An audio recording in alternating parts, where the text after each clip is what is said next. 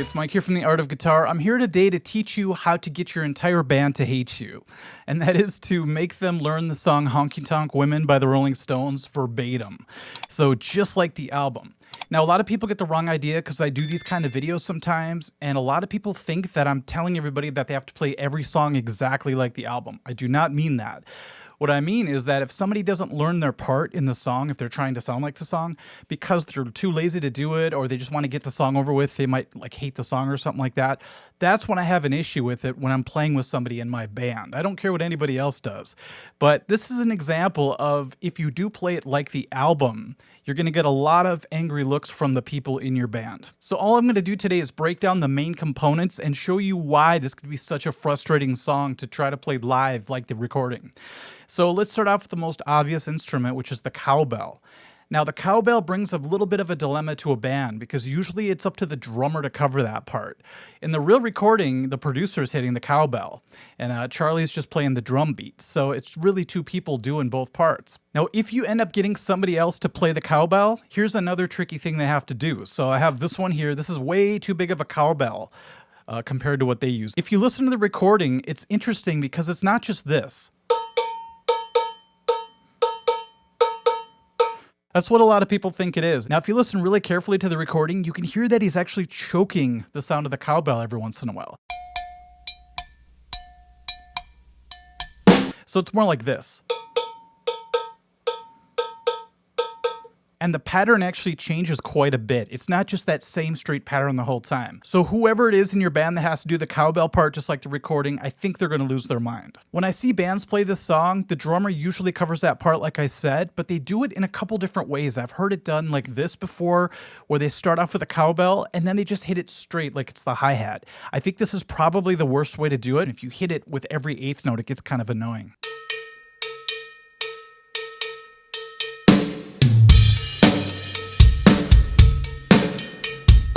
I've also heard it where the drummer plays the cowbell part all the way through the intro and the verse, and then when the chorus hits, then they go to the hi-hat. That's a great way to do it, actually. But the way I like to do it, I like to do that for a few bars of the intro, and then when the vocals come in, then I go to the hi-hat. That just seems to work out the best for me.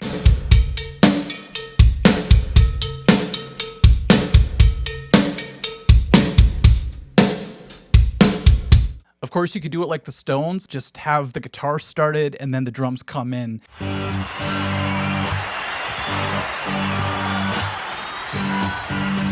Now let's talk about the different grooves in this song. This was a big education for me when I sat down and actually listened and tried to figure out what Charlie's doing.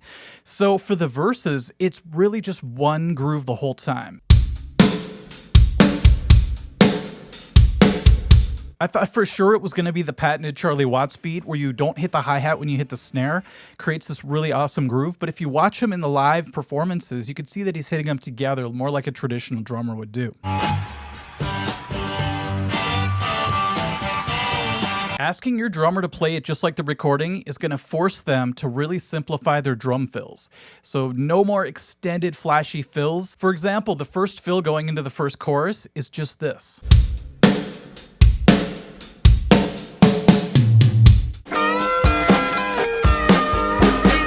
Here's another shocking revelation. There are only 2 crash hits in this entire song, from what I can hear. Right in the beginning, as soon as the drums come in, and then at the very end. If you listen to the rest of the song, when it builds up and it goes into a chorus, there's no crash.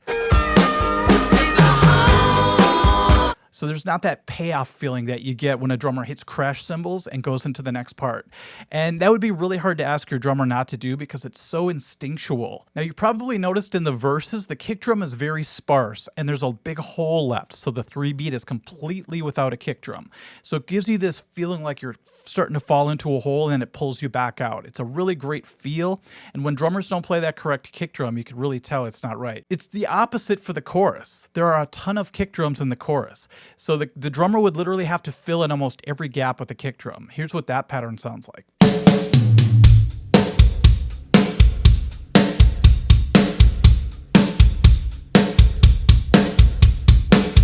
Another thing you'd have to do to stay true to the song is over the course of the entire tune, you have to speed up by 20 beats per minute.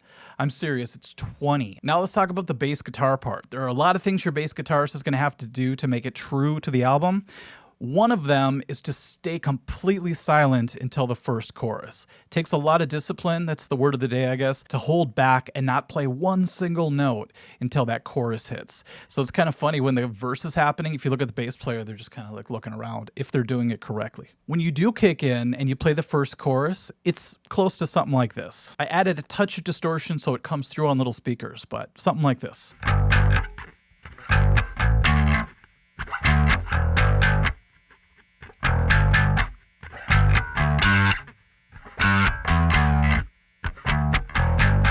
Now, speaking of gaping holes in the rhythm section, during the verses when I was talking about the kick drums, well, during the chorus, your bass player is going to have to leave a lot of space.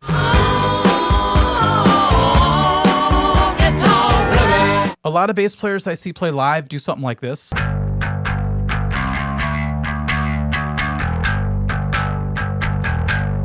And that's kind of a flying by the seat of your pants, winging it kind of bass line. You could tell it just fills a lot of space, but it's nowhere as groovy as if you really hit those. Huge difference, isn't it? Now, the bass player, once they learn that part, they can't just rest on their laurels for the rest of the tune. The next time the chorus comes, even though they get the whole second verse just set out, once again, get a drink, run to the bathroom, do whatever you got to do, come back in time. This time you have to hit octaves. Just for some reason, now there's octaves. So you have to go.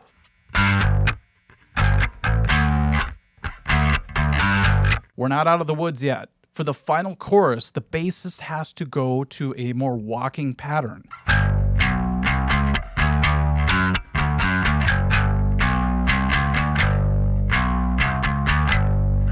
Okay, now we finally get to do the guitar parts. Talk about commitment to the bit, right?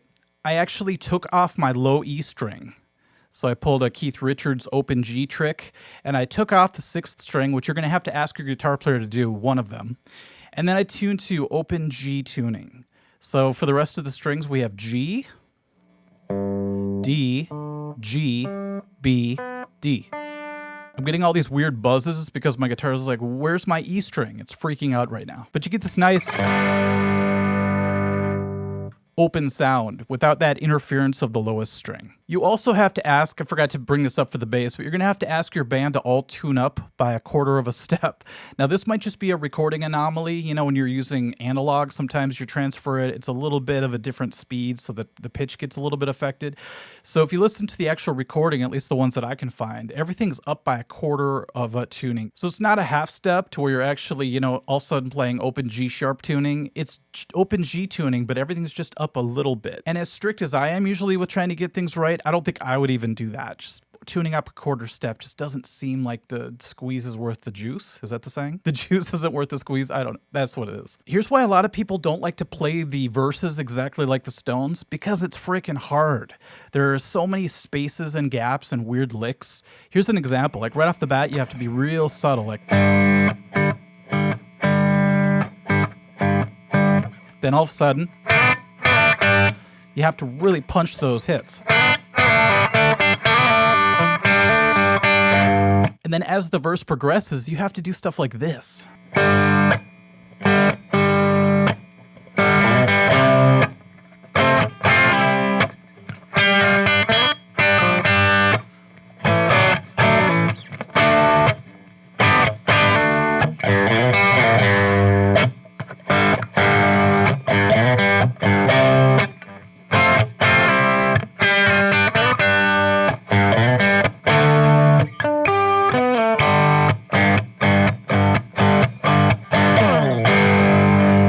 Now let's talk about the guitar solo, which isn't technically difficult. I wouldn't say it's hard to physically play it.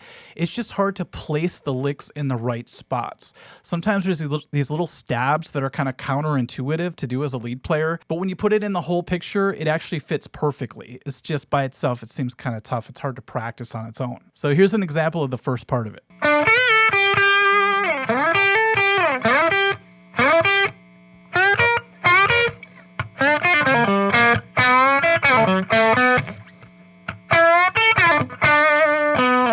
I think you can hear what I'm talking about, how things just feel weird to play. Like when I was hitting those real quick stabs.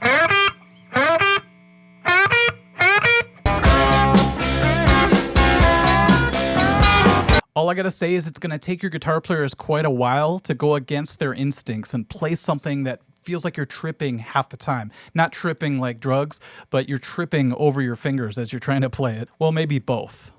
Another reason your band is probably going to hate you is because you're going to have to break some bad news to them that they're going to make way less money at the next gig. Because you're going to have to hire some backup singers to sing those really high backing vocals.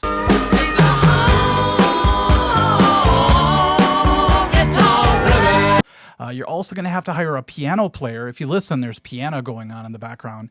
And at the end, it really comes through. It's just there's so much going on that it kind of gets buried. And you're also going to need a brass section. So you at least need a few people on horns to fill in all those sax parts. That in a weird way sound like they're clashing. Like during the solo, it sounds like the guitarist and the saxophone player are kind of fighting each other.